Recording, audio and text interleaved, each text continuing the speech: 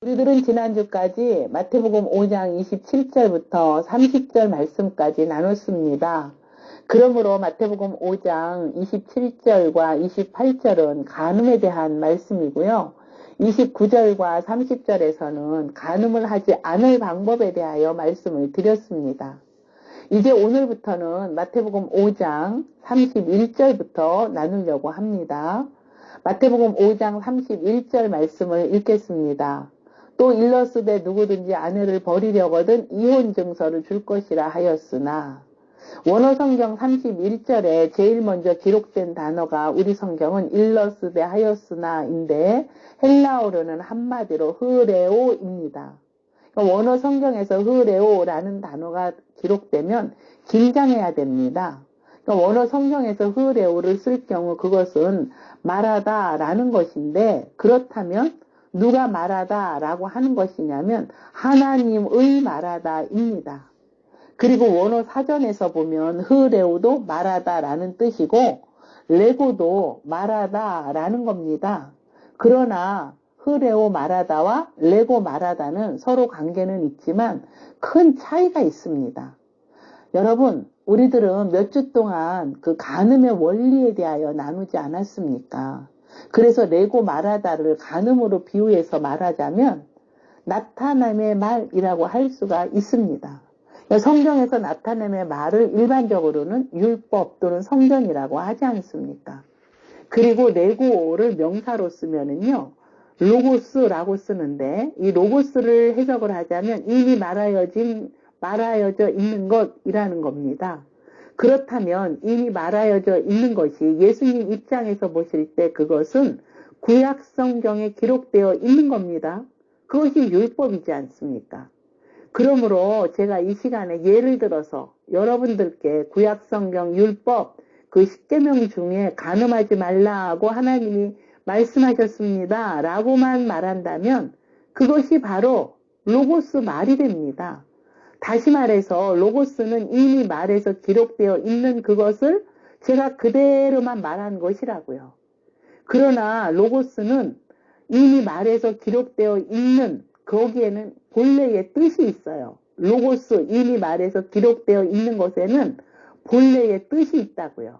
그러니까 본래의 뜻은 감춰진 것이고 그 감춰진 것을 말할 때는 흐레오가 됩니다.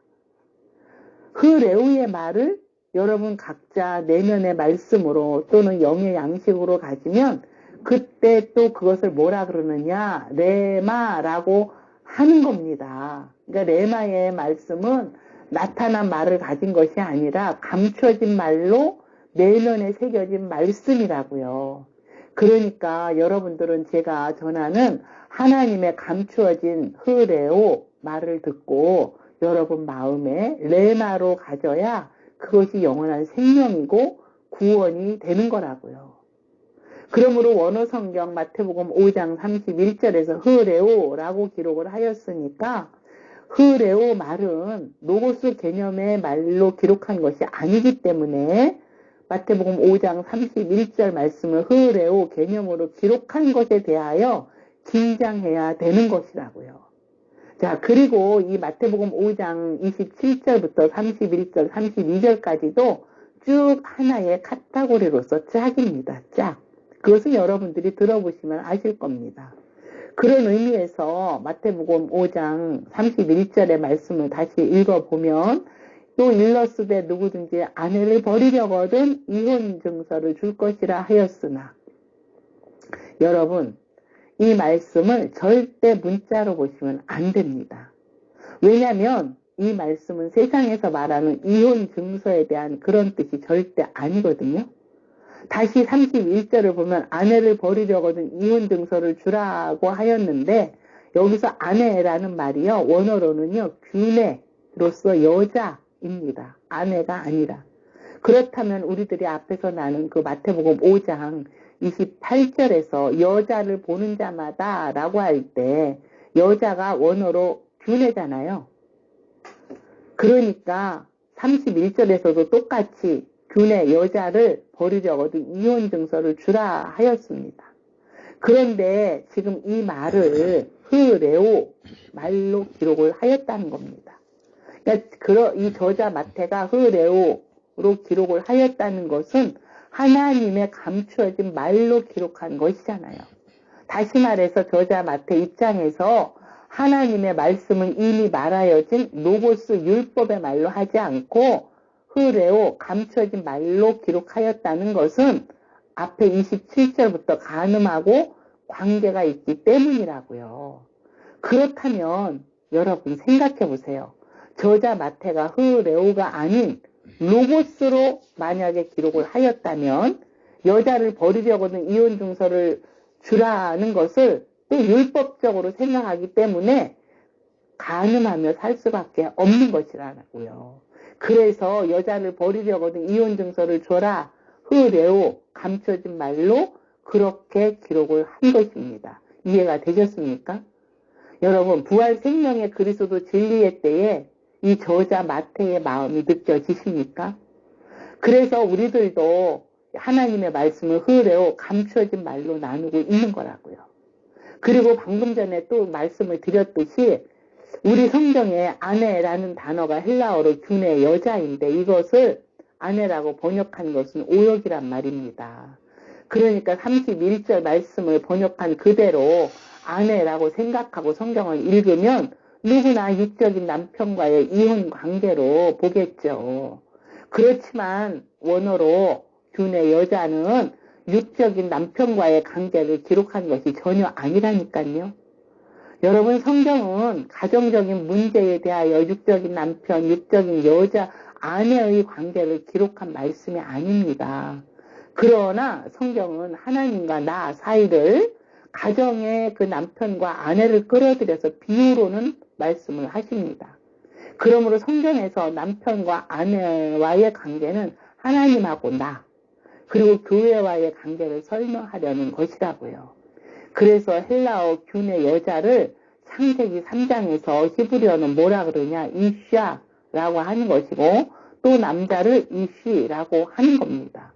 그리고 이 남자, 이시 남자는 에노시라고 하는 단어에서 유래가 되었으므로 에노시라고 하는 뜻은 한참 때 남편이라고 하는 뜻이고 죽을 수밖에 없는 사람을 말합니다.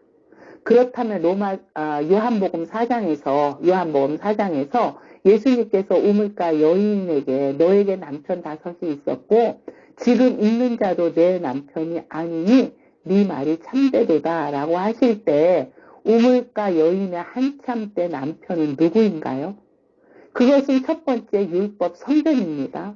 그리고 신약에서 예수가 두 번째 성전으로 이 땅에 오셨고 그렇게 오신 예수는 한참 때 남편으로서 죽을 수밖에 없는 사람입니다. 그러므로 한참 때 남편이자 죽을 수밖에 없는 사람이 죽어야 그 법에서 벗어나서 다른 남자인 그리스도에게로 갈지라도 음녀가 되지 아니하느니라고 사도 바울은 로마서 7장에 기록해 놨습니다. 그래서 마태복음 5장 31절 아내라고 잘못 번역한 균의 여자라고 하는 말은 남편 되시는 이시 하나님께서 당신의 짝으로 보실 때 쓰는 말이라고요. 그리고 남편 또는 남자 히브리어로 이시를 헬라어로는 아네르라고 하는 겁니다. 그러므로 균의 여자는 반드시 아네르 남편이 꼭 필요하다라고 하는 것을 깨달아야 하는데 그것은 이제 우리 입장에서의 말입니다. 그리고 아내로 남자요 남편 대신 하나님 입장에서도 균의 여자가 짝으로 필요한 것입니다. 서로가 그런 입장이란 말입니다. 그렇다면 지금 여러분 입장은 어떠하십니까? 그러니까 하나님 쪽에서는 내가 너를 나의 짝으로 필요해 라고 말씀을 하시거든요. 그런데 우리들은 그것을 로고스 이미 말하여진 문자 그 율법으로만 들어버리면 너는 결코 나와 짝이 될 수 없기 때문에 너는 간음할 수밖에 없는 것이다 라고 말씀을 하시는 겁니다.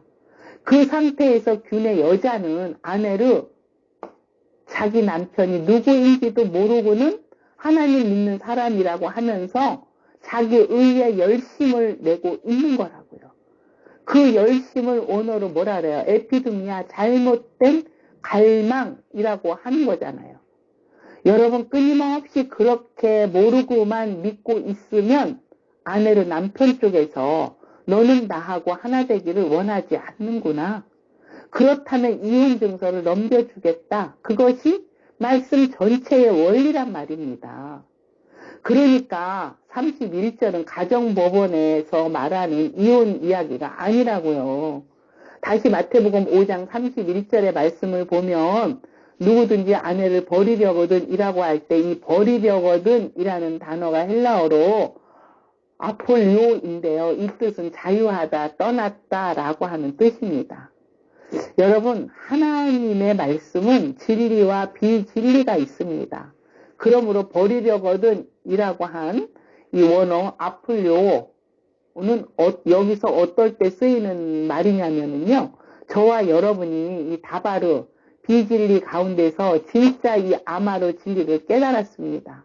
그러니까 아마르 진리를 깨달은 저와 여러분은 비진리, 다바르로부터 아폴리오, 자유하게 되었습니다. 다시 말해서 비진리로부터 자연스럽게 떠나진 것이라고요. 그런 뜻을 우리 성경은 버리려거든 이라고 잘못 번역을 해놨다니까요.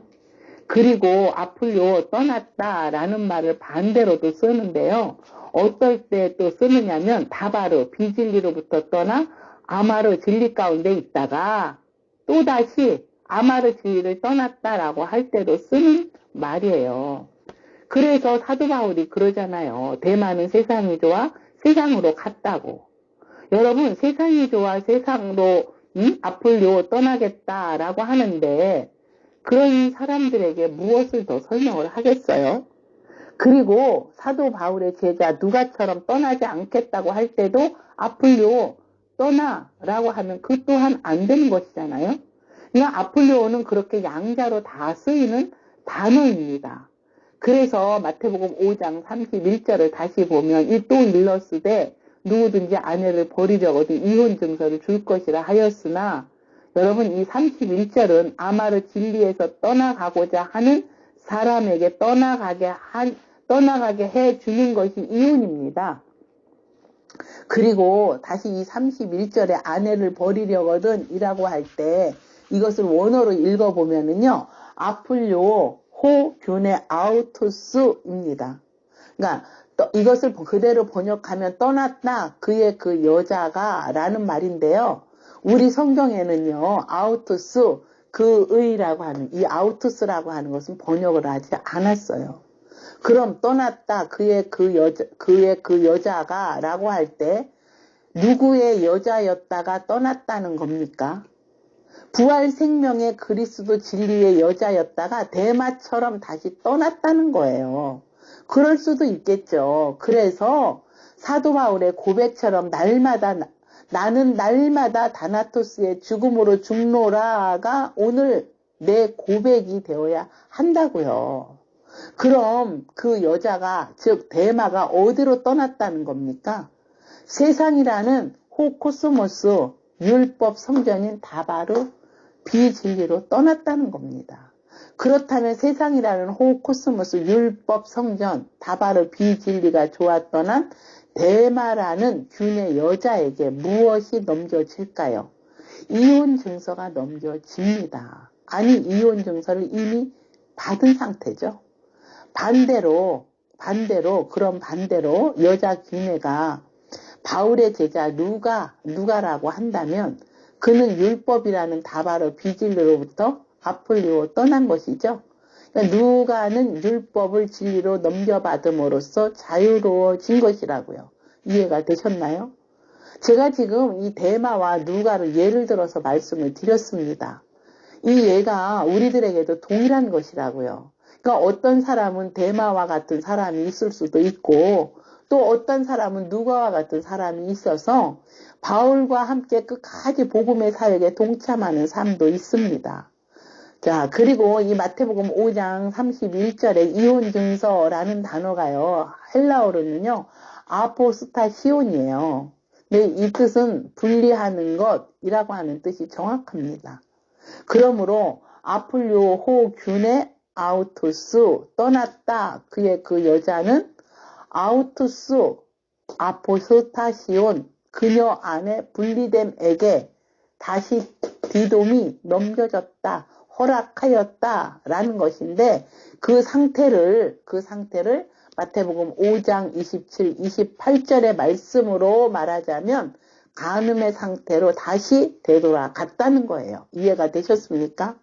그리고 31절 말씀을 다시 보자면 문법으로 명사, 대명사, 소유격 남성 단수 3인칭인 그의라는 단어, 이 아우토스와 또 명사, 대명사, 역격, 여성 단수 3인칭인 그녀라고 하는 이 그녀 안에 역격이니까 그녀 안에라는 아우토스를 두 단어를 번역해 놓지 않고 빼놨습니다. 그러니까 아포스타시온 분리된 것이라고 하는 단어를 우리 성경은 이혼증서라고 그렇게 번역하면 그 또한 안 되는 거라고요. 그렇다면 여러분 분리된 것이 무엇인가요? 그러니까 바리새인을 헬라어로는 화리사이오스 분리주의자라고 하는 것이잖아요. 왜요? 하나님 말씀인 율법을 모두 양자의 분리됨으로 믿고 있기 때문이라고요. 부정은 부정대로, 정함은 정함대로, 빛은 좋은 것이고 어둠은 나쁜 것이고 선악과도 분리됨으로 그렇게 믿기 때문이라고요. 그 상태가 마태복음 5장 29절 30절에서 그 오른 그 눈 빼어내버리지 아니하고 그 오른 그 손이라는 거 찍어버리지 아니한 상태에서 분리됨의 메시지를 날마다 넘겨받은 자를 분리주의자 곧 화리사이오스 바리새인이라고 하는 겁니다. 그렇다면 오늘날엔 화리사이오스 즉 바리새인이 없습니까? 이제는 여러분에게 화리사이오스가 분별이 되실 거라고 저는 봅니다. 그러므로 오늘날 이 마태복음 5장 31절 말씀을 잘못 번역된 문자적인 그 자체로만 읽고 전하기 때문에 말씀을 그렇게만 들은 사람들은 성경을 너무나 많이 오해들을 하고 있습니다. 그 자체가 하나님과 서로 나누어진 반쪽 상태로서 이혼이라고요. 방금 읽은 이 마태복음 5장 31절을 원어 성경으로 읽으면 어떻게 틀린지 다시 한번 확인해 보시자고요. 그러니까 원어 성경의 맨 처음에 기록된 단어가요. 흐레오, 감추어진 말로 말하였다. 지금, 호티. 왜냐하면 문법으로 남성 단수인 호스, 곳에서 안, 누구든지 아플요, 떠나면 호균의 아우투스, 그의 그 여자로 디돔이 넘겨받았다라는 겁니다. 그렇다면 호균의 그 여자가 어떤 여자인가요? 문법으로 역격이자 여성 단수 3칭, 아우투스, 그녀 안은 역격이니까요. 아포스타시온, 분리된 것이다 라는 말씀입니다. 제가 지금 원어 성경대로 그대로 읽은 거예요. 원어 성경에는요. 남성 단수 3인칭 아우투스와 또 역격으로서 여성 단수 3인칭 아우투스가 기록되어 있는데 우리 성경은 번역이 안 돼서 기록이 없습니다. 그렇다면 저자 마태가 이 말씀을 기록할 당시는 인간의 몸으로 오신 예수님의 때가 아니라 그 예수께서 십자가 즉 스타우로스 언약 기둥에서 죽으시고 장사된 지 사흘 만에 부활하신 그리스도 진리의 때잖아요. 그러므로 오늘날 우리들이 살아가는 날도 동일한 때라고요. 그런데 아직도 부활 생명 되신 그리스도 진리를 호균의 그 여자는 남성 단수 3인칭 아우투스 그를 디돔이 넘겨받지 못하였다면 왜 그런 겁니까? 그것은 우리들이 앞에서 나눈 마태복음 5장 29절에 실족하게 하는 그 오른 그 눈을 빼지 않았기 때문이고 30절에서도 마찬가지로 실족하게 하는 그 오른 그 손을 찍어내지 않았기 때문이라고요.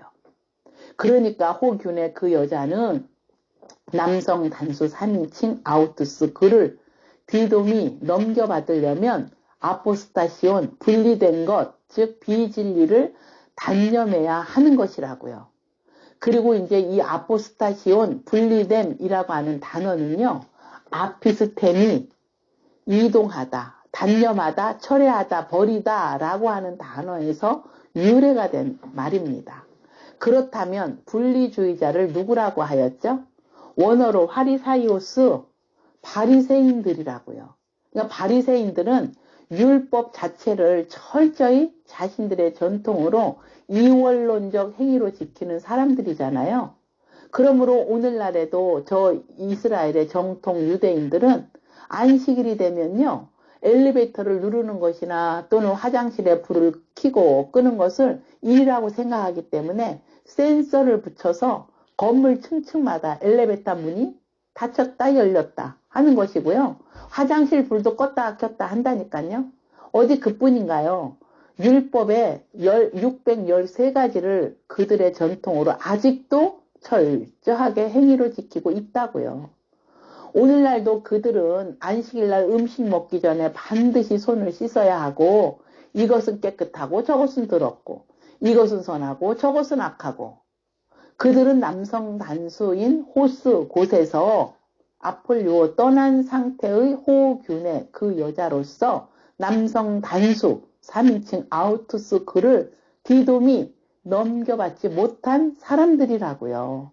그 얘가 율법주의자 즉 바리새인 중에 바리새인인 사도 바울은 분리주의자로서 남성 단수인 호스 곳에서 아폴리오 떠난 상태였다가 다시 남성 단수 3인칭 아우투스 그를 디돔이 넘겨받은 호균의 그 여자잖아요. 이해가 되셨습니까? 그런데 호균의 그 여자인 사도 바울이 갈라디아 교회를 보니까 갈라디아 교회 안에 가만히 들어온 사람들이 있는 겁니다. 그래서 갈라디아서 2장 4절부터 원어로 확인하지 않고 좀 읽어보겠습니다. 갈라디아서 2장 4절입니다. 이는 가만히 들어온 거짓 형제들 때문이라. 그들이 가만히 들어온 것은 그리스도 예수 안에서 우리가 가진 자유를 엿보고 우리를 종으로 삼고자 함이로되 라고 되었습니다. 그렇다면 우리라고 하는 갈라디아 교인들을 종 삼으려는 거짓 형제들이 그 당시에 누구인가요? 유대교 율법주의자들입니다. 그런데 율법쟁이였던 사도 바울이 5절에서 이렇게 말합니다.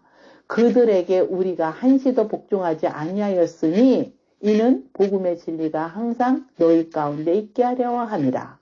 6절 유력하다는 이들 중에 본래 어떤 이들이든 간에 내게 상관없으며 하나님은 왜 사람을 외모로 취하지 아니하시나니 저 유력한 이들은 내게 의무를 더하여 준 것이 없고 라고 되었어요. 그렇다면 유력한 이들이 누구인가요? 그들이 바로 사도행전 15장 5절에 보면 예루살렘 공의에서 이런 안건을 내놓는 사람들인 것을 알 수가 있거든요. 사도행전 15장 5절의 말씀으로 잠깐 가서 좀 보자면 바리새파 중에 어떤 믿는 사람들이 일어나 말하되 이방인에게 할례를 행하고 모세의 율법을 지키라 명하는 것이 마땅하다 하고 주장하는 사람들이 바로 사도 바울이 말한 유력한 사람들이에요. 왜냐하면 지금 갈라디아 교인들은 이방인들이거든요. 그래서 다시 갈라디아서 2장 6절의 말씀을 읽어보면 유력, 즉 유명하다는 이들 중에 본래 어떤 이들이든 간에 내게 상관이 없으며, 그러니까 바울 자신에게 상관이 없다라는 것이죠. 하나님은 사람을 외모로 취하지 아니하시나니 저 유력한 이들은 내게 의무를 더하여 준 것이 없다. 7절에 도리어 그들은 내가 무할례자에게 복음 전함 맡은 것을 베드로가 할례자에게 맡음과 같은 것으로 보았고, 8절에 베드로에게 역사하사 그를 할례자의 사도로 삼으시니가 또한 내게 역사하사 나를 이방인의 사도로 삼으셨느니라. 여러분, 사도 바울이 부활 생명의 그리스도의 진리로 연합됨의 사역이 참 멋있지 않습니까? 그러므로 우리 성경에 이 마태복음 5장 31절로 다시 와서 좀 보자면요. 이혼 증서를 줄 것이라고 하였는데요. 여기서 이혼 증서의 의미가 무엇인지 무슨 뜻인지를 알아야 하지 않겠어요? 이혼 증서. 그러니까 오늘날에는 남녀가 결혼했다가 이혼하는 경우들이 참 많이 있더라고요. 그런데 어떤 분이 교회 다니다가 이혼한 것이 이제 알려지니까 교회에 그 작은 모임, 그 구역 예배 같은 데 있잖아요. 근데 거기서 자신을 바라보는 눈초리가 불편하기 때문에 교회에 더 이상 나가고 싶지 않아서 교회를 다니지 않는다는 분들도 계시더라고요. 그렇다면 성경에서 진짜 이혼이라고 하는 단어가 이 땅에서 남자 여자가 결혼해서 살다가 이혼하는 것을 말하려고 하는 것인지 아닌지 우리들은 그것을 또 바로 알아야 되지 않겠습니까? 여러분, 하나님의 말씀을 바로 알아야 바로 전하는 거예요. 그래야 이 땅에서 이혼한 사람들에게 상처 주지 않고 그들을 품어줄 수 있는 거라고요. 그래서 이 마태복음 5장 31절에서 이혼이라고 하는 이혼 증서라고 하는 것을 구약성경 신명기 24장 1절의 말씀으로 가서 이혼에 대한 의미를 좀 보자고요. 신명기 24장 1절입니다. 사람이 아내를 맞이하여 데려온 후에 그에게 수치되는 일이 있음을 발견하고 그를 기뻐하지 아니하면 이혼 증서를 써서 그의 손에 주고 그를 자기 집으로 내보낼 것이요. 이것이 바로 이제 성경의 이혼 증서의 원리거든요. 그러니까 여러분, 원어 성경의 그 어순은 우리말 그 성경 어순과 순서가 다릅니다. 그래서 원어 성경에 맨 처음에 기록된 단어가요, 후에 취하여 라고 해서 히브리어로 콜, 라카흐입니다. 그러니까 24장 1절에 이 콜이라고 하는 단어는 문법으로 접속사로서 앞에 23장 24절 25절 때문에 필요한 것이고요. 다음에 취하다라는 히브리어 라카흐라는 말을 헬라어로 그대로 번역하면 뭐냐면 람바노입니다. 그러니까 제가 여러 번 말씀을 드렸잖아요. 그리고 헬라어에서 취하다라는 단어가 두 개가 있는데 하나는 데코마이거든요. 근데 이 데코마이는 반드시 람바노와 비교를 해야 하는 단어라고요. 그러므로 데코마이도 취하다는 말이고 람바노도 취하다는 말이거든요. 그러나 데코마이 취하다의 뜻은 이 성경을 제가 이렇게 손에 들고는 다니는데 무슨 뜻인지 잘 모르고 가지고만 다니는 거예요. 요즘은 뭐 교회 갈 때 성경도 가지고 다니지 않고 빔 프로젝트로 다 거기서 보고 그런다고 하더라고요. 어쨌든 성경이 무슨 뜻인지 모르고 손에 들고 다니는 것을 헬라어로 데코마이를 취하고 있다라고 하는 겁니다. 그렇다면 이 성경을 예수님으로 바꿔서 제가 표현을 해서 말을 해보자면 그 예수를 데코마이로만 취하고 있는 사람들에게, 겉으로 취하고 있는 사람들에게 목사가 여러분 믿습니까? 라고 외치면 그것은 데코마이로만 취하는 것밖에 안 된단 말입니다.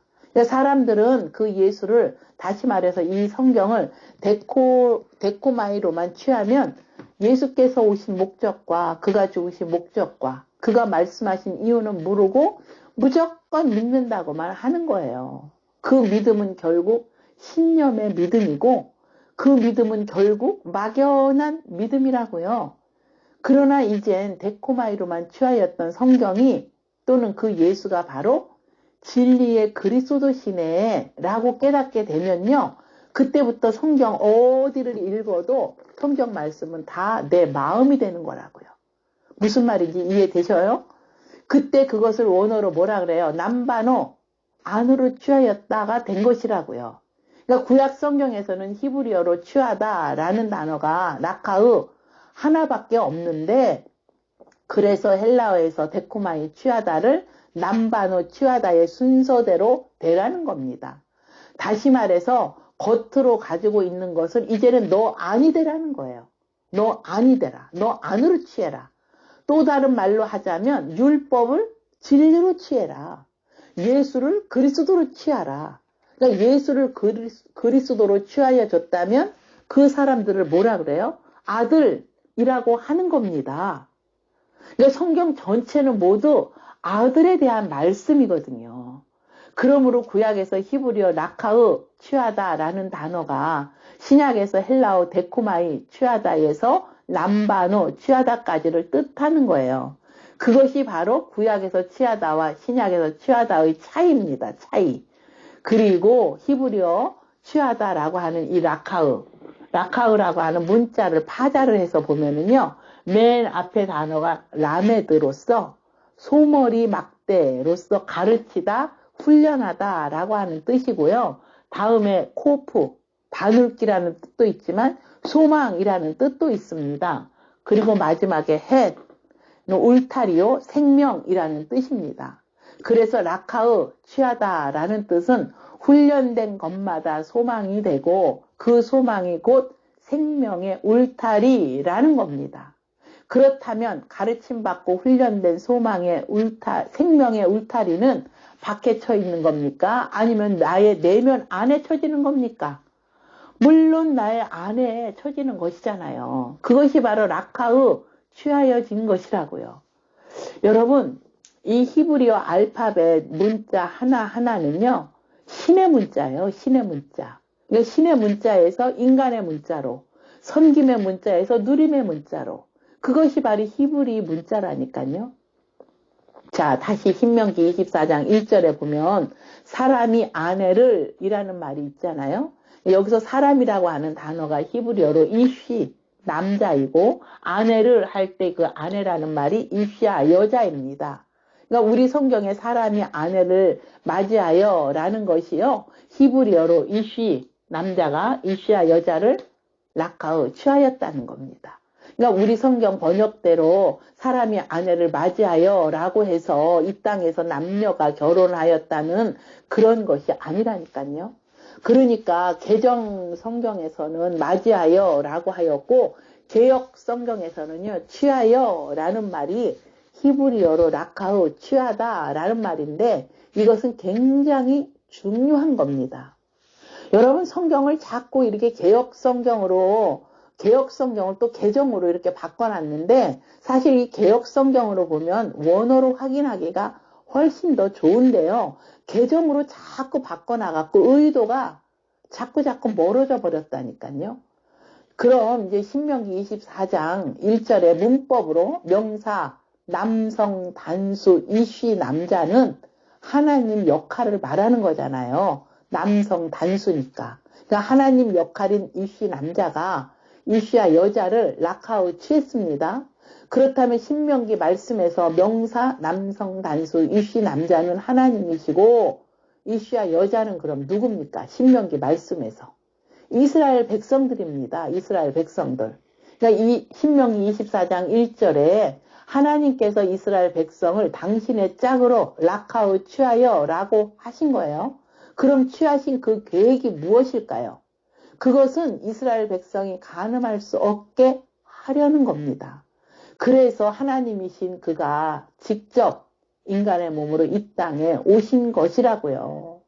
여러분, 다시 말씀드리지만 라카으, 취하다라는 단어는 아주 중요한 단어입니다. 그런데 오늘날 여전히 하나님을 이 데코마이로만 믿고 있으면 그것은 계속 간음하고 있는 거라고요. 그럼 그 간음이 되지 않으려면 어떻게 해요? 이쉬 남자를 이쉬 여자가 남반어 안으로 취하면 되는 것이라고요. 그렇게 되면 이쉬 여자는요, 간음하려고 해도 할 수가 없는 겁니다. 그러므로 오늘날 이쉬아 여자는 반드시 이쉬아 남자의 씨를 가지고 있지 아니하면 그럴듯하지만 그것은 다 가짜라고요. 가짜.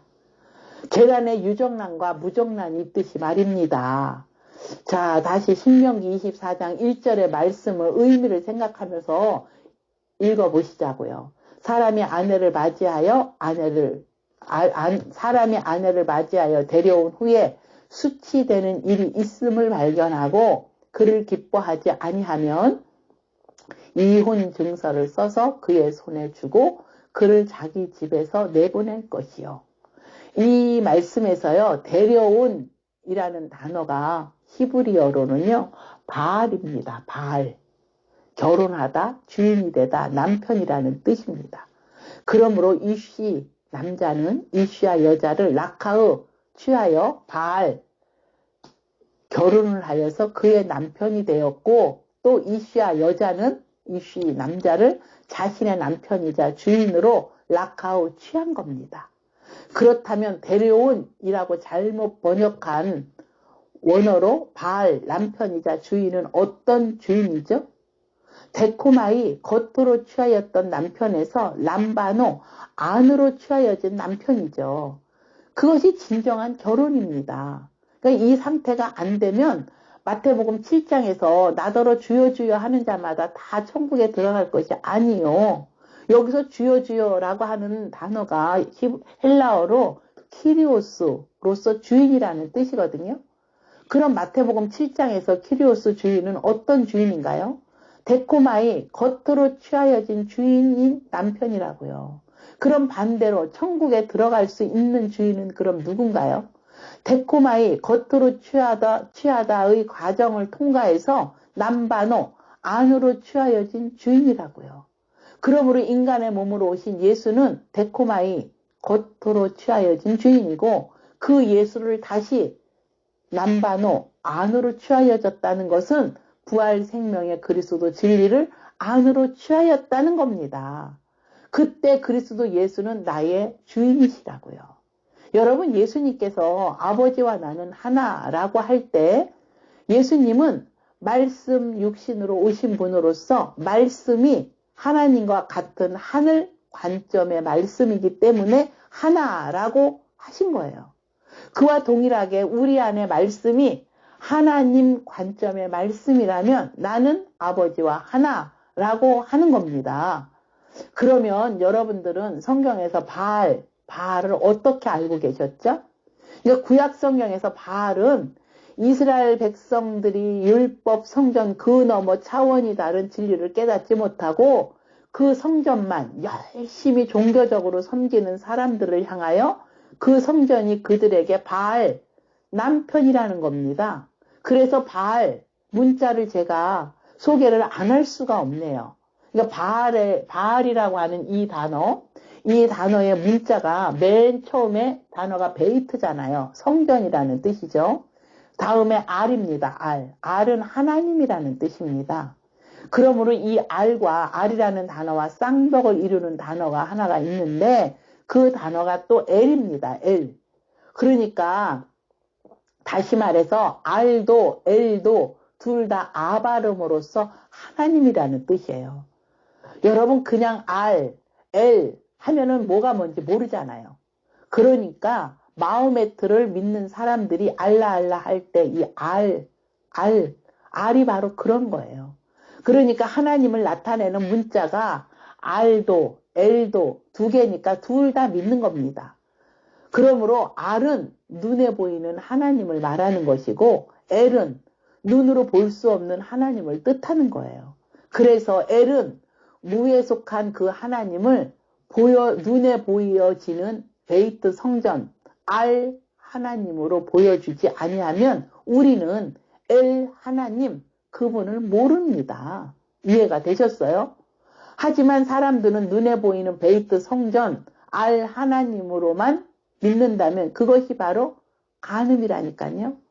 그렇다면 신명기 24장 1절 말씀에서 일시 남자 역할인 하나님께서 이스라엘 백성인 여자 이시야를 라카의 치하여 먼저 눈으로 볼 수 있는 성전 하나님으로 주셨지 않습니까? 그러니까 눈으로 볼 수 있는 성전, 즉 바알이 이시야 여자의 주인, 즉 남편이 된 겁니다. 근데 성경은 그것을 바로 뭐라 그래요? 우상숭배라고 하는 것이고 간음이라고 한다니까요. 그것을 또 이 신명기 24장 1절에서 수치되는 일이라고 되었는데요. 이 수치되는 이라는 말이 히브리어로는요, 에르바예요. 에르바인데 이 뜻은요, 발가벗은 더러움이라고 하는 뜻입니다. 그리고 수치되는 일이라고 할 때 일이라고 하는 말, 일이라는 말이 히브리어로 다바르, 율법 자체의 비진리입니다. 그러니까 이 발가벗었다는 개념이 신약에서는요, 그리스도로 옷 입지 않았다는 뜻입니다. 그렇다면 여러분은 발가벗으셨습니까? 아니면은 그리스도로 옷을 입으셨습니까? 그러므로 구약에서 이스라엘 백성이 눈에 보이는 바알, 율법 성전만 섬기면 그 자체가 뭐예요? 발가벗은 더러움이고 그 자체로 있는 이스라엘 백성인 이시야 여자는 그를 기뻐하지 아니하면 이라고 할 때 그를 이라는 누구를 기뻐하지 아니하냐면 그것은 이샤 아니 이시 남자인 엘 하나님 그를 히브리어로 마짜헨 은혜로 발견하지 못한다는 거예요. 그것을 우리 성경은 그를 기뻐하지 아니한다고 번역을 해놨습니다. 그러니까 기뻐라고 번역해 놓은 원어 이 헨이라고 하는 이 단어가 자비함이라고 하는 뜻도 있습니다. 그러니까 이 자비를 산상순의 그 개념으로 말하면 긍휼이에요. 긍휼. 그러니까 긍휼이란 그리스도 진리를 깨닫고 알고 그리고 그 진리를 내 말로 말할 수 있을 때 그 자체가 긍휼이에요. 그러니까 아직도 그렇게 할 수 없다면 신명기 24장 1절에 그를 자기 집에서 내보낼 것이요. 다시 말해서 율법 성전만 섬기는 그 자체를 바알 남편에게 샤라흐 보내져 버려졌다. 이해가 되셨습니까, 여러분? 또 신명기 24장 1절을 써서라고 하는 단어가 있잖아요. 써서, 이혼증서를 써서 할 때 그 써서라고 하는 단어가 히브리어로는요. 카타브예요. 카타브. 새기다입니다. 써서가 아니에요. 새기다. 그러므로 모세는 광야에서 신명기 말씀을 기록하면서 이스라엘 백성들 마음에 카타브, 새기라고 한 겁니다. 그런데 신명기 24장 1절 말씀을 다시 보면 아내라는 이스라엘 백성인 이시야 여자에게 하나님이신 이시 남자의 다바르 말만 가지고 있으면 그것을 모세에게 카타브 돌비에 새겨서 출한 거예요. 그 자체가 하나님과 케리토스 단절이고요. 성경에서 말씀하시는 이혼의 의미는 방금 그런 의미를 말하는 거예요. 물론 하나님과 단절도 이혼이라고 할 수 있겠죠. 그러나 남녀가 결혼했다가 이혼한 것으로 해석해서 성경을 전하면 성경은 다 비틀어지는 겁니다, 여러분. 그렇게 전할 수가 없는 말씀이 바로 하나님의 말씀이에요. 때 누구든지 아내를 버리려거든 이혼 증서를 줄 것이라 하였으나 여러분 지난주에 이혼 증서에 대해서 신명기 24장 1절 말씀에서 나눴는데요. 다시 신명기 24장 1절 말씀을 보자면요.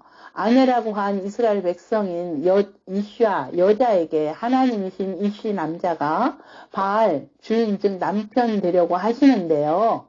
그것을 오늘날로 말하자면 그리스도 예수께서 남편 되려고 하시는데 나라고 하는 이샤 여자에게서 햄 맞자 긍휼이 발견될 수가 없는 겁니다. 왜냐하면 이시 아인키 남자 보기에 무엇을 이시야 여자에게서 맞자 발견을 하였느냐면 햄 맞자 긍휼을 발견할 수가 없었다는 겁니다. 여러분 우리 성경은 히브리어 이 아인 보기에 라는 말과 키 무엇이라는 말은 번역을 하지 않아서 기록이 없습니다. 그리고 앞에서 이 햄 맞자라고 할 때 이 맞자라고 하는 단어를 그를 하지라고 하는 말도 안 되는 번역을 해놨고요. 두 번째 맞자는 발견하고 라고 제대로 번역을 해놨습니다. 그러니까 다시 말해서 이시 아인 키 남자 보기에 무엇을 이시야 여자에게서 맞자 발견을 하였느냐면 햄 맞자 긍휼을 발견할 수가 없었다니까요. 왜요? 우리 성경에 수치되는 이라고 하였는데 원어로 에르바 발가벗었기 때문이라고요. 그러므로 발가벗었다는 말의 개념이 옷을 입지 않았다는 뜻이잖아요. 그러나 실제 육신의 옷을 벗은 사람이 어디 있습니까? 누구나 엄마 뱃속에서부터 태어나자마자 베네쪼골이라는 옷은 다 입었는데 말입니다. 그러므로 성경에서 발가벗었다는 말의 개념은 그런 뜻이 아니고 그리스도 예수로 옷을 입지 않았다는 겁니다. 그것이 바로 수치라는 것이죠. 그런데 문제는 교회 열심히 다니는 사람들이 그리스도 예수의 옷을 벗었는지도 모른다는 거예요. 그것이 오늘날 기독교인들의 현실적인 문제라니까요. 그러므로 수치라는 말이 두 가지로 해석이 되는데 하나는 에르바, 발가벗음, 더러움이라고 하고 또 하나는 아라라고 해서 발가벗었다, 빈곤하다 라고 하는 겁니다.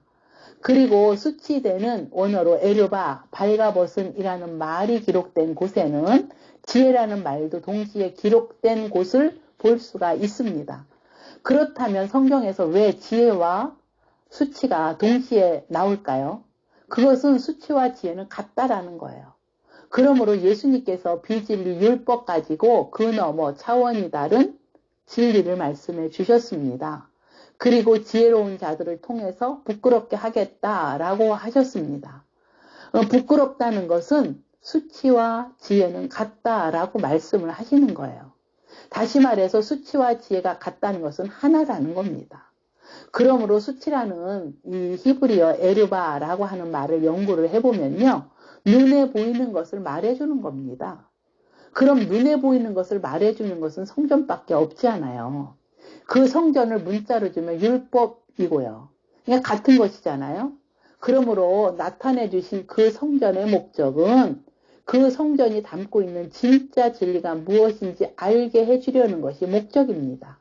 하나님이신 예수님께서 인간의 몸으로 이 땅에 오셔서 당신을 그리스도로 주시면 감추인 것이 무엇인지 아는 겁니다. 그렇게 되면 나에게 수치는 더 이상 수치가 아니라 지혜가 돼버리는 것이라고요. 그렇다면 수치 가지고 그 지혜를 깨달은 것이잖아요. 그 지혜를 가진 그 사람들에 의해서 아직도 부끄럽고 그 수치를 모르는 사람들을 지혜롭게 해주겠다는 겁니다. 그러니까 신명기 24장 1절에서 수치되는 이라는 말이 바로 그런 의도의 말씀이라고요. 자, 그러므로 남성 단수 이쉬 남자는 여성 단수 이쉬야 여자를 취한 목적이 그 수치 가지고 지혜를 만들어 주려는 겁니다. 그래야만 이쉬야 여자가 수치 가지고 무엇을 말할 수 있습니까? 지혜를. 그것을 다른 말로 햄, 긍휼이라고 할 수가 있거든요. 그런데 여러분, 남성 단수가 아니고 남성 복수, 이쉬 남자들이 이쉬야 여자를 취한 목적을 말하지 못한다면 그것을 에르바, 발가벗었다, 더러움이다 라고 한 것이라니까요.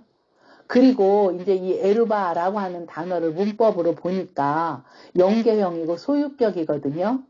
그렇다면 소유격인 에르바, 발가벗었다, 더러움이라는 것은 겉을 말하는 것은 아니지 않습니까? 자, 그리고 신명기 24장 1절에 원어 성경을 보면 에르바, 발가벗었다, 더러움이다라고 하는 단어, 그 다음 단어가요. 다바르라고 기록이 되어 있습니다. 그러니까 이 다바르는 문법으로 보니까 명사로서요. 말이에요, 말. 그러니까 성경에서 발가벗었다, 더러움은 곧 다바르, 말로 인하여 일어나는 거예요. 그래서 마태복음 12장 36절에 사람이 흐레마 말을 알로스 무익한 날레오 말로 하면 헤메라 날 안에 크리스스 심판이라는 결정을 로고스 말로 넘겨받으리니 원어 성경을 지금 해석을 해드린 겁니다. 여러분 입의 말이 그렇게 중요한 거라고요. 그러니까 저와 여러분이 진리를 깨닫지 못하면 평생 진리의 말을 못할 겁니다. 그러면 나는 또는 여러분은 엉터리 같은 거짓된 말만 하다가 그대로 갈 것이라고요. 그러니까 하나님 그 입의 말에 근거해서 하나님은 그 입의 말에 근거해서 심판이라는 결정을 하시는 거예요. 우리가 왜 진리를 말해야 되는지 여러분 아시겠죠? 그러므로 내가 이 진리를 자연스럽게 말하지 못하더라도 풍성하게 말하지 못하더라도 내 안에 그 진리를 말하려고 하는 그 수고가 있어야 하는 것이라고요. 그러니까 그 진리의 말을 내 입의 말이 되려면 그 진리의 말이 내 입의 말이 되려면 어떻게 해야 됩니까? 먼저 들어야 할 수 있는 것이라고요. 들어야 된다고요. 여러분 그런 것을 보면 말이에요. 말한다고 해서 다 말이 아니라니까요. 그러니까 옛 속담에 여러분 말이 씨가 된다고 하지 않습니까? 그리고 발 없는 말이 천리 간다. 그러니까 말에 대한 속담이 굉장히 많은데요. 가만히 생각을 해보면 전부 진리와 연관이 되어 있습니다. 그러나 문제는 그 속담을 진리로 모르니까 진리로 써먹질 못하는 그것이 문제죠. 그러므로 진리는 모르고 그 속담의 말만 하면 그것이 바로 수치란 말입니다. 그리고 이제 다바르라고 하는 말은 또 쌍벽을 이루는 단어가 하나가 있는데 그것은 여러분도 잘 알다시피 히브리어 아마르입니다. 그러니까 히브리어 아마르라는 말은 헬라어로 레오라는 말로 번역이 되고요. 또 다바르라고 하는 이 단어는 헬라어로 로고스로 번역하는 겁니다. 왜냐하면 이 다바르 말의 성격은 이런 말이 있기 때문에 그래요. 하나님께서 말씀하신 그 시를 아브라함이 깨닫기를 원하시거든요. 그래서 하나님께서 어쩔 수 없이 울며 겨자 먹기로 간음을 한 가지 하셨는데 그것이 바로 아들 주는 겁니다. 그 아들이 바로 아브라함과 하갈 사이에서 태어난 이스마엘이란 아들입니다. 그러니까 아브라함은 하나님이 주시고자 하는 그 씨를 먼저 이스마엘이란 아들을 통해서 볼 수밖에 없는 거라고요. 그리고 하나님 입장에서 그 씨는 이스마엘은 아니지만 그 씨가 이스마엘은 아니지만 먼저 이스마엘로 묘사하고 보여주고 비유할 수밖에 없었다니까요. 그렇게 주는 것을 뭐라 그래요? 다바르라고 하는 겁니다. 이 다바르에 대해서 하나 더 말씀을 드리자면요. 이스라엘 백성들이 출애굽을 해서 광야로 나왔습니다. 그러니까 출애굽하여 나온 이스라엘 백성들에게 하나님께서 진짜 진리 하늘 양식을 주시고자 하시는 겁니다. 그런데 그것을 먼저 뭘로 줬어요? 만나라고 하는 것으로 대신 보여주신 거잖아요. 대신 주셨습니다. 그러니까 이스라엘 백성들은 광야에 나와서 가나안 땅에 들어가기까지 만나를 먹었습니다. 그러나 진짜 진리 하늘 양식을 대신 주신 그 만나 먹어봤자 구원을 못 받습니다. 그렇게 먼저 보이게 보여주셨다니까요. 그것을 다바르라고 하는 겁니다. 여러분, 당시 사람들이 눈에 보이는 이 다바르 양식만 평생 먹고 진짜 다바르 양식 주신 그 의미를 몰라버리면요. 그 사람들은 수치 가운데 빠져 있는 거예요. 다시 말해서 그 사람들은 발가벗은 상태라고요. 그러므로 다바르 눈에 보이는 그것 가지고 하나님이 진짜 말씀하시고자 하는 그 뜻이 무엇인지 깨달았다면 깨달아진 그것을 뭐라고 써요? 아마르라고 씁니다. 그래서 신명기 24장 1절 말씀에서 이쉬 남자가 이쉬야 여자에게 바알 눈에 보이는 성전 하나님을 주신 것은 다바르 통해서 아마르를 알게 해 주시고자 하는 것인데 그러나 이쉬야 여자에게선 다바르 말만 발견이 되었으므로 그 여자는 발가벗음 또는 더러움만 나타내는 거예요. 여러분 발가벗음 더러움이라는 것은 비진리 그 율법을 아마르 진리처럼 가지고 있는 거라고요. 겉팻말을 진리처럼 갖고 있는 거라니까요. 그러니까 문자인 이 성경책 자체는 다바르입니다. 그리고 육체로 오신 예수님도 다바르예요. 그러니까 우리들이 이 아마르 진리로 깨닫기 전에 경험했던 모든 것이 다 다바르예요. 그러니까 아브라함도 우리들에겐 다바르입니다. 아브라함.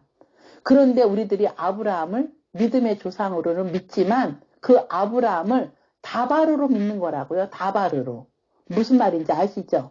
그러므로 아브라함을 통해서 하나님이 알고자 하시는 그 뜻이 무엇인지 깨달았다면 그 아브라함은 이제 나에게 아브라함으로서 아마로 진리가 됩니다. 아시겠어요? 그때 나는 진짜 아브라함의 후손이라고요. 그러니까 오늘날을 살아가는 내 안에 날마다 다바르 수치됨이 발견되어야 하는 거예요. 그래야만 아마로 진리됨으로 바꿔질 거 아니겠습니까? 자, 다시 신명기 24장 1절 말씀을 좀 읽어보겠습니다. 사람이 아내를 맞이하여 데려온 후에 그에게 수치되는 일이 있음을 발견하고 그를 기뻐하지 아니하면 이혼 증서를 써서 그의 손에 주고 그를 자기 집에서 내보낼 것이요. 이 말씀에서 써서라는 단어가 히브리어로 카타부 색이다 라는 뜻이라고 제가 말씀을 드렸습니다. 그렇다면 여러분 카타부 색이다 그러면 무엇을 말하는 겁니까? 신명기 말씀은요 모세가 광야에서 기록한 말씀이거든요. 그렇다면 하나님께서 광야에서 카타브 새겨서 준 것이 돌비밖에 없지 않습니까? 그런데 신명기 24장 1절에서 아내라는 이슈야 여자에게 무엇을 이혼 증서를 카타브 새겼다는 겁니다. 그럼 왜 하나님이신 이슈 남자가 이슈야 여자에게 이혼 증서를 카타브 새긴 겁니까? 그것은 말이에요. 우리들이 지금 몇 주 동안 간음의 주제를 나누고 있지 않습니까? 그렇다면 이슈야 여자는 지금 어떤 여자예요? 간음하고 있는 여자란 말입니다. 간음하고 있는 여자에게 우리 성경은 이혼 증서라고 번역을 해놨지만 히브리어로 케리투투 사전에도 보면 해석이 단절 또는 이혼이라고 되었거든요. 그러나 히브리어 케리투투라는 단어가 헬라어로는 아포스타시온입니다. 이 아포스타시온은 여러분 아포스타시아 본래적 의미로는 진리를 버린 상태, 변절, 배반, 저버리다 라고 하는 말에서 유래가 된 말이 아포스타시온이에요. 그런데 히브리어가 이제 헬라어로 번역이 된 것이잖아요. 그래서 때로는 이 히브리어를 헬라어를 히브리어로 확인하는 것도 정확한 의미를 알 수가 있거든요. 다시 말해서 우리 성경에서 이혼이라고 번역된 것은 히브리어로 케리투투, 헬라어로는 아포스타시온, 본래적 의미로는 진리를 버린 상태, 변절 또는 배반, 저버리다 라고 하는 뜻이라고요. 그렇다면 신명기 24장 1절에 이슈야 여자가 어떤 상태인가요? 진리를 버린 상태잖아요. 그리고 이제 또 증서, 이혼 증서라고 할 때 이 증서라고 하는 이 단어가 원어를 뭐라 하냐면 세페르라고 해요. 책 또는 증서라고 하는 말인데 이 단어는요. 사파르라고 하는 표 또는 기록하다라고 하는 단어에서 유래가 되었습니다. 그렇다면 성경에서 표는 무엇입니까? 눈에 보이는 율법 성전이잖아요. 그러므로 하나님은 이스라엘 백성인 그 여자가 다바로 말만 가지고 있으면 그것은 모세 통해서 카타브 돌비에 새겼다는 것이고 그것이 바로 율법이고 그것이 세페르 책이자 사파르 표로 기록된 것인데 그 자체로만 믿으면 케리투투 하나님과 단절됨으로 진리를 버린 상태 또는 변절 또는 배반이라고요. 그것을 우리 성경은 이혼이라고 잘못 번역을 해 놓은 겁니다. 물론 하나님이신 이슈 남자와 단절이 된 상태도 이혼이라고 할 수 있겠죠. 성경에서 이혼의 뜻을 여러분 이해하셨나요?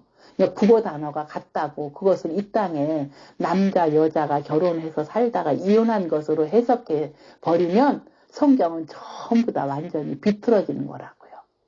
성경은 부부가 이혼하는 것을 말하는 것은 아니라고요. 그러므로 히브리어 케리투투 단어는 카라트라는 단어에서 유래가 되었는데요. 이 카라트의 뜻은 뭐냐? 자르다, 베어넘기다. 한쪽 절에는 파괴하다, 소멸하다 라고 하는 뜻입니다. 그리고 이 카라트라고 하는 단어는 특히 언약을 맺다, 동맹을 맺다 라는 말로도 쓰입니다.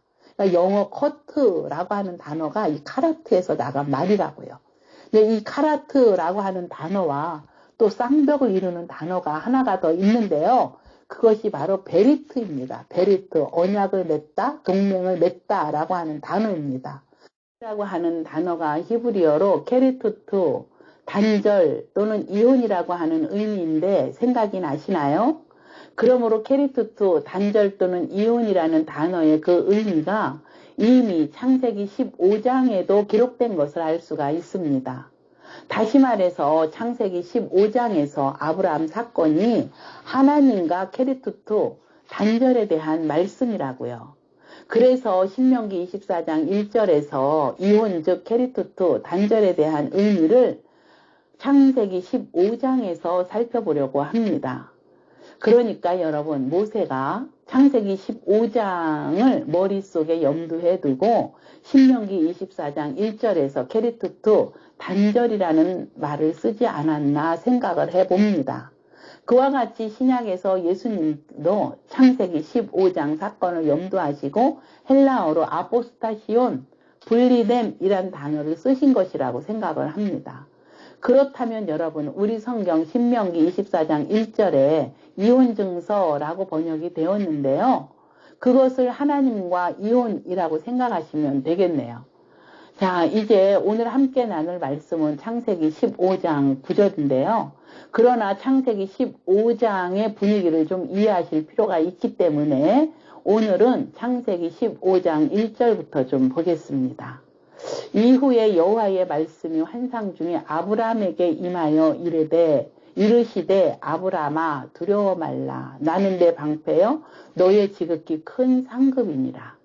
여러분, 이 말씀을 다시 보면 이후에 여호와의 말씀이 환상 중에 아브라함에게 임하였다는 것은요, 제 아무리 아브라함이라도 하나님께서 다바르 비진리를 나타내 주시지 아니하면 아마르 진리를 모르는 겁니다.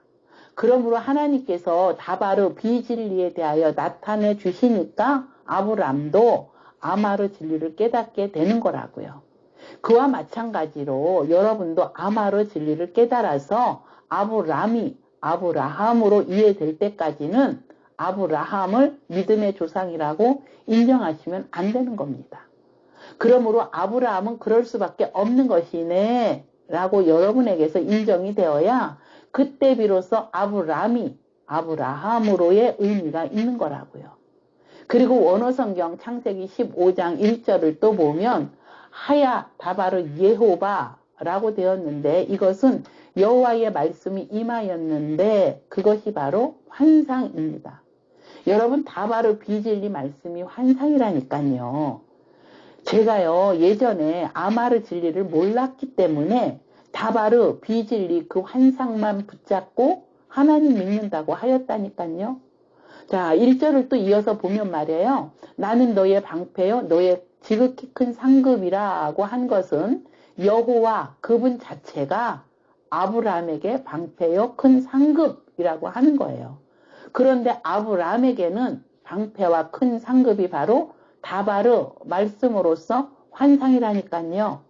그러니까 여러분, 하나님을 믿는 사람들이요 자신의 어려운 일을 당할 때 하나님은 나의 방패십니다 라고 하는데요, 그 방패는 환경의 모든 어려운 일을 막아달라는 의미에서 하나님은 자신의 방패라고 하는 거 아니겠습니까? 그러나 본질의 하나님은 내 환경의 어려운 일 막아주시기보다는 내 어려운 환경을 통해서 먼저 너는 나와 하나 되자, 연합되자 라고 하신다니까요. 그분과 연합됨, 하나됨이 곧 나의 방패입니다. 그러므로 방패라고 하는 말은 말 그대로 군대에서 쓰는 방패를 의미하는 것이거든요.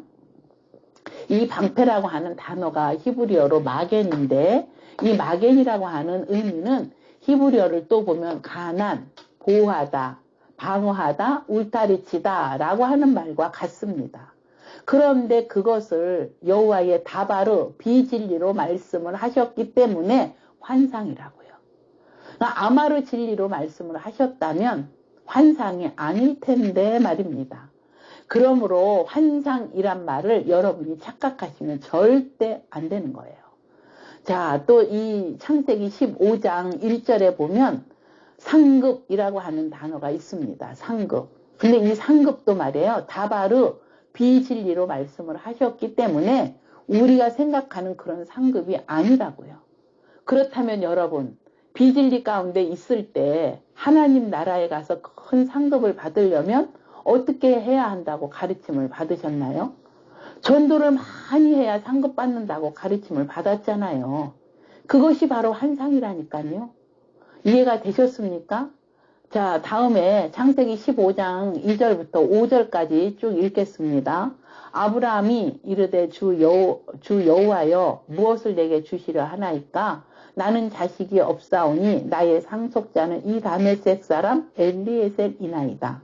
3절 아브라함이 또 이르되 주께서 내게 씨를 주지 아니하셨으니 내 집에서 길린 자가 내 상속자가 될 것입니다. 4절 여호와의 말씀이 그에게 임하여 이르시되 그 사람이 내 상속자가 아니라 내 몸에서 날짜가 내 상속자가 되리라 하시고 5절 그를 이끌고 밖으로 나가 이르시되 하늘을 우러러 뭇별을 셀 수 있나 보라. 또 그에게 이르시되 내 자손이 이와 같으리라. 여러분 3절을 다시 보면요. 아브라함이 또 이르되 주께서 내게 씨를 주지 아니하셨으니 까지 원어 성경으로 보면 아마르 말했다. 아브라함이 헨 보십시오. 로 다른 방법으로 나탄 넘겨주셨습니다. 제라 씨를 방금 읽은 이 원어 성경으로 3절을 확인해 보니까 하나님께서 언제 씨를 안 주셨다는 겁니까? 그러니까 3절 말씀을 우리 성경으로만 읽으면 아브라함이 또 이르되 주께서 내게 씨를 주지 아니하셨으니 라고 번역이 되어 있기 때문에 하나님께서 아브라함에게 씨를 주시지 않은 것으로 생각하게 하거든요. 3절이 그런 말씀이 아닙니다. 그리고 3절에 내 집에서 길린 자라고 할 때 이 길린 자는 2절에 다메섹 사람 엘리에제르입니다. 엘리에제르. 이어서 4절을 다시 보면 여호와의 말씀이 그에게 임하여 이르시되 그 사람이 라고 했는데 그 사람이 누굽니까? 다메섹 사람 엘리에제르.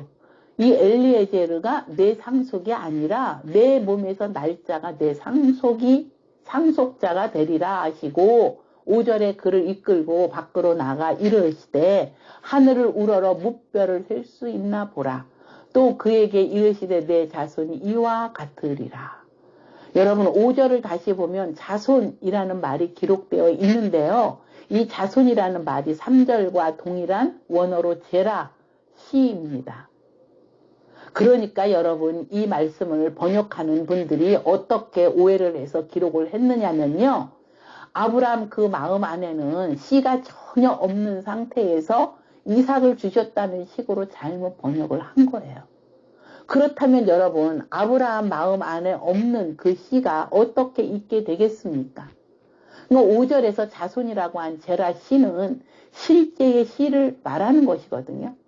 그러므로 3절에서 제라 씨, 5절에서 자손이라고 한 제라 씨는 1절에서 나는 내 방패요 지극히 큰 상급이라고 하신 여호와 그분을 말씀하시는 거예요.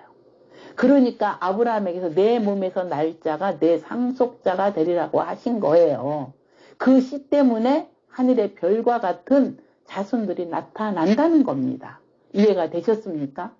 자, 창세기 15장 6절을 이어서 봅니다.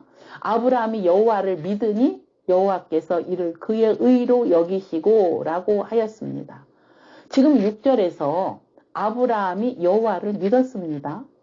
여러분 아브라함이 여호와를 믿으니 라는 것을 착각을 하시면 안 되는 겁니다. 그렇다면 아브람과 아브라함의 차이는 무엇입니까? 아브람과 아브라함의 차이는 약속이 없다와 약속이 있다가 차이예요. 그러니까 아브람은 약속을 모르고 아브라함은 진짜 약속의 성취가 된 겁니다. 그것을 이름의 차이로 보여주고 있는 거라고요. 그러니까 6절에서 아브람이 여호와를 믿으니 라고 하는 것은 아브람이 받아들였다는 거예요. 그렇지만 아직은 무엇인지 모른다는 것이죠. 그래서 7절을 또 이어서 보면 또 그에게 이르시되 나는 이 땅을 내게 주어 소유로 삼게 하려고 너를 갈대아인의 우르에서 이끌어낸 여호와니라. 여러분 이스라엘 백성들을 애굽에서 이끌어내셨듯이 아브람도 동일하게 갈대아인의 우르에서 이끌어낸 것을 볼 수가 있습니다. 그리고 이제 다시 7절을 보면 나는 이 땅을 내게 주어 소유로 삼게 하려고 라고 하신 것은 아브람이 갈대아인의 우르에서 나와서 그가 현재 있는 그곳을 말하는 거예요. 그러나 그 땅에는 아직 7족속이 존재하지 않을 때입니다. 그 땅의 7족속은 나중에 이스라엘 백성들이 출애굽을 해서 들어갈 때 7족속이 있었습니다. 그러니까 아브람 때는 그때가 아니고 시대가 다르고 세월이 다른 것이죠. 그러므로 아브람이 현재 살고 있는 그 땅을 하나님께서 나중에 야곱의 가족이 애굽으로 모두 들어갔다가 다시 민족이 되어 광야로 나와서 현재 아브라함이 몸담고 있는 그 땅으로 다시 들어가는 거라고요. 그렇다면 이스라엘 백성들이 출애굽해서 다시 들어갈 그 땅을 아브라함은 이미 받은 것이네요. 여러분, 성경에서 말하는 그 땅은 장소 개념의 땅이 아닙니다. 다시 말해서 육지에 있는 가나안 그 땅이 아니라니까요. 그러니까 장소 개념이 아닌 그 땅을 성경에서는 약속의 땅이라고 하는 겁니다. 그러니까 약속은 곧 시로 묘사를 한 것이죠. 그렇다면 오늘날 그 시 약속을 어디에 주시겠다는 겁니까? 진리의 그리스도의 때를 살아가는 저와 여러분 안에 주시겠다는 거예요. 그러니까 진리됨이 된 내가 곧 그 약속의 땅이라고요. 그렇다면 왜 땅이라고 묘사를 했을까요? 그 땅이라는 말은요, 구약에서는 성전이라는 말이거든요. 그러므로 내가 진리됨으로 그 약속의 땅이 되었다면 내가 바로 그 약속 성전이 된 것입니다. 지금 7절에서 아브라함에게 그렇게 만들어 주시겠다는 거예요. 그래서 너를 갈대아인의 우르에서 이끌어낸 여호와니라고 하신 거라고요. 자, 다음에 8절을 또 봅니다. 그가 이르되 주 여호와여 내가 이 땅을 소유로 받을 것을 무엇으로 알리까? 라고 하였는데요. 이것은 지금 6절의 말씀을 완전히 뒤집은 것 같습니다. 왜냐하면 6절에서 아브라함이 여호와를 믿으니 라고 하였잖아요.